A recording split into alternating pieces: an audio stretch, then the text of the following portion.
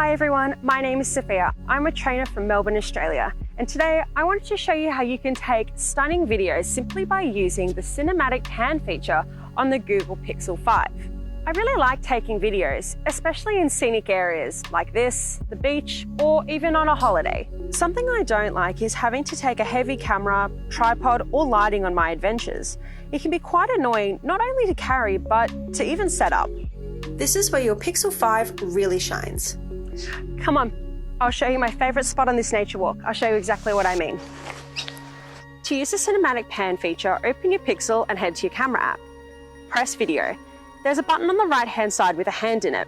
This is your video stabilization, and as you can see, there are 4 different modes to choose from. Tap on cinematic pan and just start recording. That's it. It's as simple as that. You can now capture incredible videos smoothly and seamlessly. Don't forget to like and subscribe for more tips, and head to Google Retail Training for more product information.